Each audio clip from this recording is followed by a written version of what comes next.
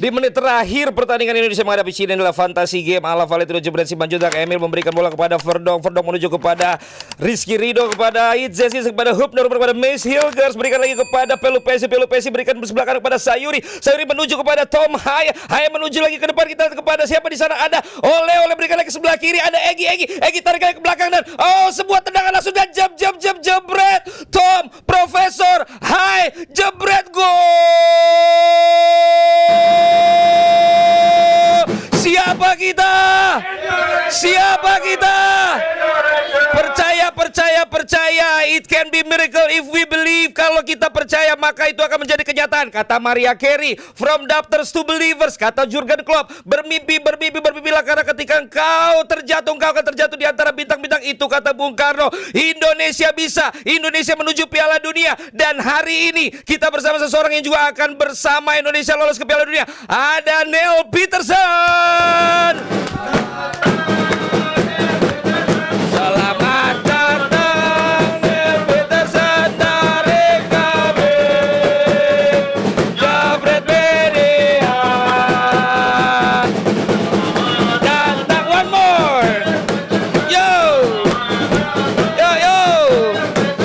dari kami Jebreet Media. Welcome to Jebreet Media. Wow. He's shocked.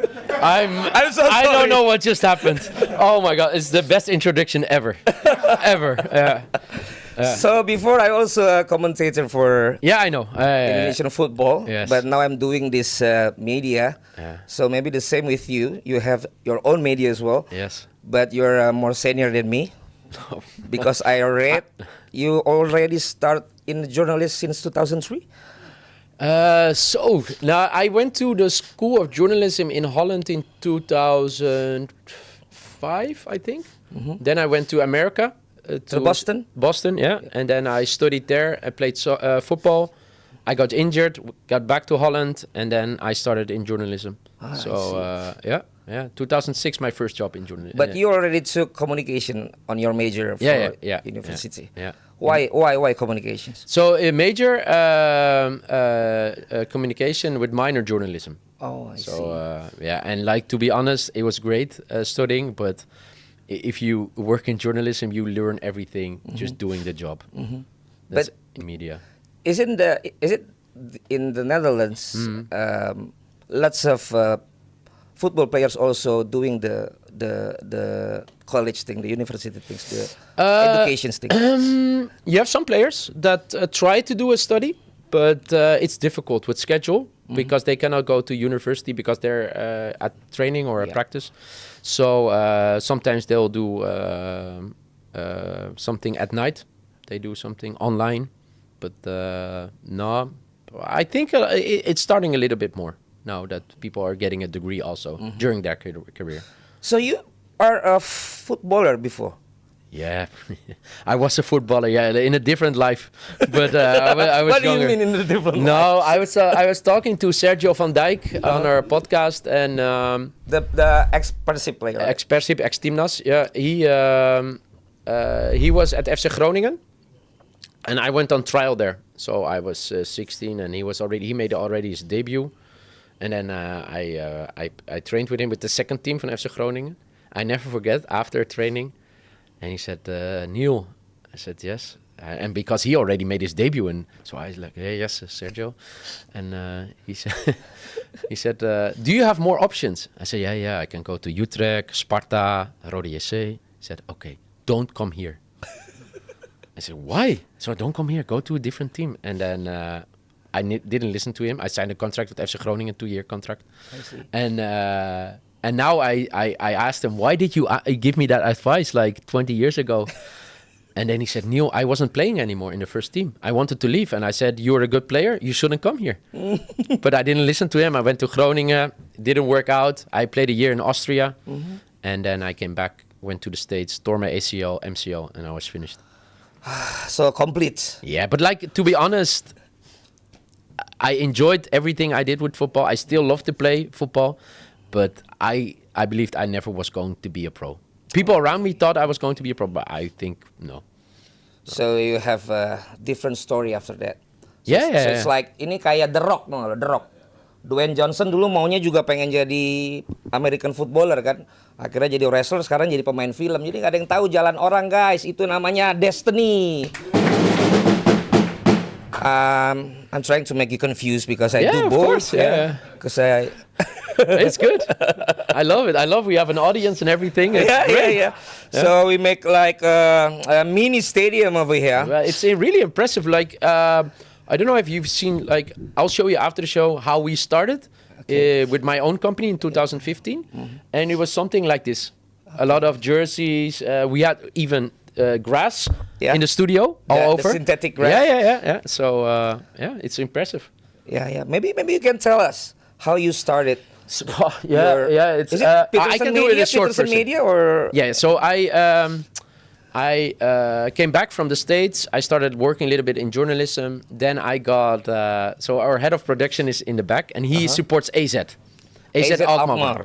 They just became champion of Holland 2008. Ronald Koeman was head coach. Louis van Gaal was head coach. Yeah. And Ronald Koeman became coach. And they the owner Dirk Schinnerga, he called me. Hey, we want you to make a program about AZ. I said, sure, I will make it. And Champions League, traveled everything. Then his company went bankrupt. Okay. So they had no money anymore. So they kept me on as a freelancer one more year. And then I thought, football, what am I doing in football? Asking the same questions every time. How did you feel? Why didn't you make the chance? Yeah. What do you think about the next game? I said, I quit. I quit football journalism. 2010. I started a website about American sports. Okay. I did some freelance jobs. I became press officer, Dutch national team under 19. Ooh. So Thom was already on that team. He didn't play the Euros because AZ didn't allow him. But I worked with Thom in 2013 already, before he made his debut. And then I thought, this is cool. And then somebody called me. I was into developing new TV formats, so as a freelancer. And somebody called me, would you like to be the head of the department that is responsible for all the TV programs on commercial television in Holland on sports?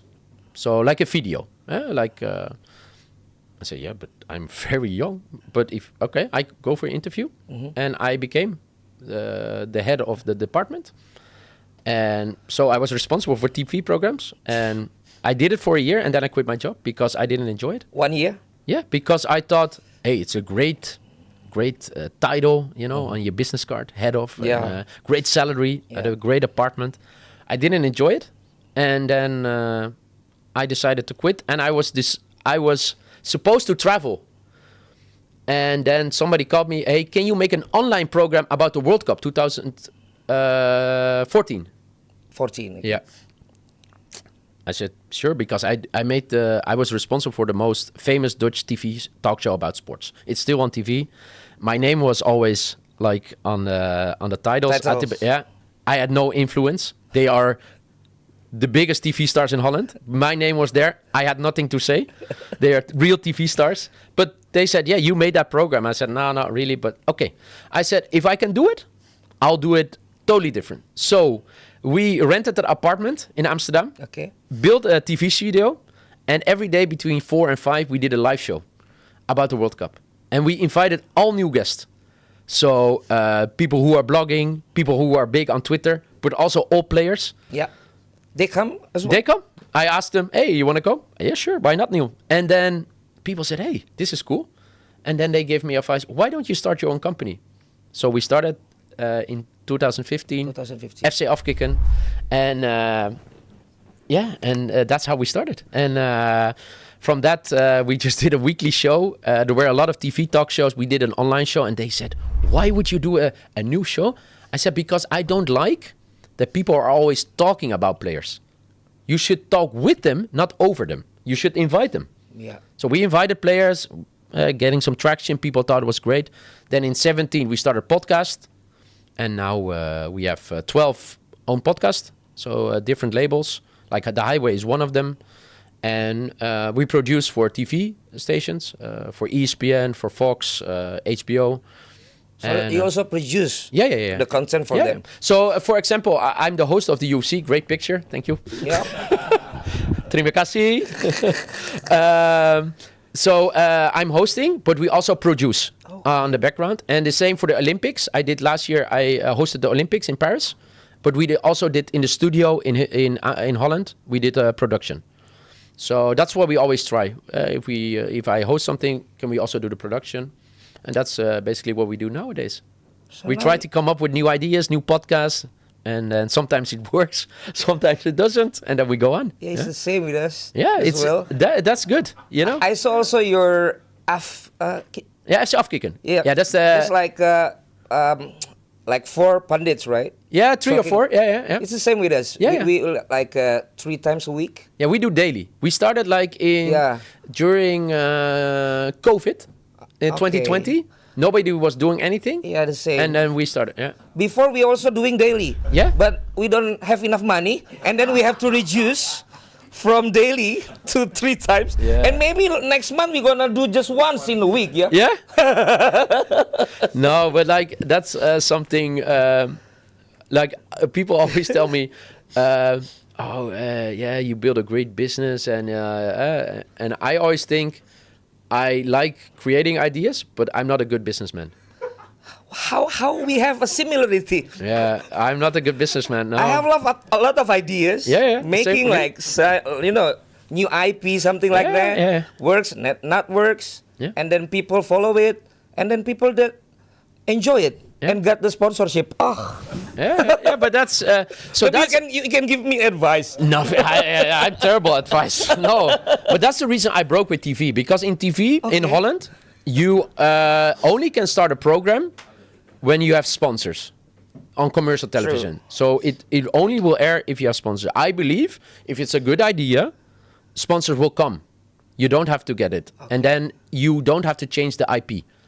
So once we come up with IP, and it's our IP, then we can say to a sponsor, of course you can be in our show, but this is our IP.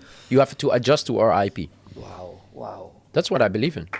Tidak ada yang kebetulan. There are no such coincidence. Why I invite Neal? It's not for like football things, but for motivation of my life. Yeah. Let's go. Ga ga ga ga ga ga. Ro ro ro ro ro ro. Da da da da da da. Forza Garuda. Okay. So. I love the energy. You love the energy, yeah, right? Of course, yeah. Because before, maybe 2016 Yeah. and 2018, 2022, I went to the stadium for a European Cup, World Cup as well, and for all of the stadium when Indonesia play. So we have Chapo as well, the guy who leads the songs in the stadium. Yeah. I oftenly go with them and then doing the sing with the. That's really cool. Yeah, with the supporters. So. But unfortunately, 2016, 2018, Netherlands didn't qualify. No. But that time I have money to go to watch the game. And now all the money's gone. And then now the money is gone. But maybe now it's even better. Because 2022, KNVB invite me to watch the game, Netherlands against Qatar and also against Argentina. Wow. When Messi doing this in front of my eyes. Oh, really? To Louis van Gaal, huh? Yeah, because I have seats besides the family. Wow. I really got the VIP seats from KNVB. Oh, that's amazing. Really grateful for it. Yeah. And maybe 2026, I'm going to watch Netherlands and Indonesia in the World Cup. Yeah. Believe. Like Jay said. Believe. You can? It's important. Believe. Yeah, of course. Yeah, I think... Because you're going to do the show with Indonesian Bahasa, right? If we qualified in the World Cup. Of course. You promise? Yeah. Episode 100. I'm taking lessons. Shout out Vida. I'm taking lessons. I have to take more lessons, but of course, being here now, it gives me more motivation to step up my game with Bahasa. Yeah. Because I want to also do these kind of interviews in the future in Bahasa. And lots of Indonesian restaurant in Netherlands. Yes. So you can practice your Bahasa over there. Yeah, I try sometimes, and but I'm jealous. Like in the back, the sister of Mace is sitting, Sarah, and she already can talk better Bahasa. Oh, really? So I have to step up my game. Hi, Sarah. I met with your brothers on the training ground. So, 2013, you already knew Thom. Yeah, like we didn't have the relationship like we have now. I think it was 2015. Yeah, 2015 I met him, 10 years ago. Yeah. So when you start your company? Yeah, same but year. Yeah, but it's a really strange story. How you? Yeah, Thom doesn't like that I'm going to tell this, but so Vincent Janssen, former striker of the, he played against Qatar in the World Cup, the striker of Holland. He's a good friend of mine. He was on my show, and we were at a bar. And I was talking to Vincent, and suddenly, out of nothing, somebody jumped on my back. It was Thom. Oh, really? But he thought I was someone different. Someone different. So I looked at him. What are you doing? And that was our first meeting. First meeting with Thom. Real meeting, eh? And then after that, he was a regular on a show. He moved to Italy. We did FaceTime on the show when he got promotion with Lecce. And then he came more often on the show. We started to go for lunch and dinner, playing paddle together. And now we're... What years you playing paddle over there? It's already start... 2 years now, 2.5 years. Yeah. Oh. So you're good at paddle?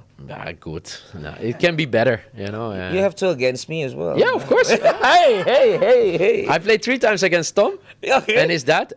We're going to live stream it. Okay. We're going to live stream it one time. Thom and his dad, Robert, they are fantastic because they always start being nice to each other. And we beat them 3 times.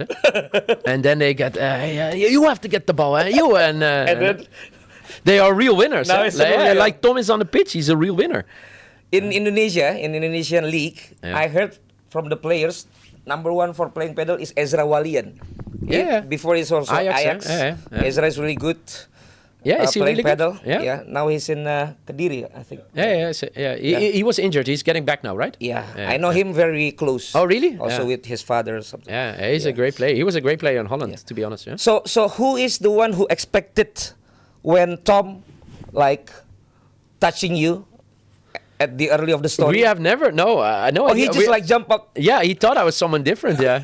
So we should ask him next time. Yeah, who he suspected. But hey, it was the start of a great relationship. And then he just yeah, no, hey. We had a great moment because he was a teammate of Vincent at that time at AZ, and it's a great way to meet someone. Yeah. And then where the ideas come from? You make the Haye Way. So my dad is born in Jakarta. Yeah. And I always was following like when Sergio played for Timnas against Holland, 2013, right? 2013. Yeah, they played after Gonzalez, Sergio. So I was always watching on the internet, you know, how Timnas was doing. And then I saw the development, you know, with players playing and choosing for Indonesia. And then I think the first idea I got was with Maarten Paas. A good friend of mine, and he lost media. Maarten lost media. He's playing in the States, and he really understands what a role a player can have, not only on the field, but also offside. So we talked to Maarten, and then Thom also. Thom was living in Amsterdam. We talked, and then I said to Thom, just wait until where you're going to play. So if you move, it's difficult to make a start of a podcast. Okay. So now, if Thom will move abroad, it's easier to do online because we already have an audience. Yeah. But if you start with online, it's difficult. So we did a test with Thom. It was good. And I believe there's more to tell from the players. You know, I think I said it yesterday to someone. I said, the players who are playing for Timnas right now are not only role models on the field, but also outside the field. The same what you say about Jay. Believe. It's more than football. It's life. You know, if you believe in something, it's important. And you have to put in a lot of hard work and dedication. And you won't always get directly result, but that's life. It goes up and down, up and down. But if you have belief, eventually you'll get somewhere. Words of the day. Kata-kata hari ininya dong, Bang. It's not my words, It's the words of El Capitano, Baik pemirsa, inilah dia waktunya Jebreeetalks.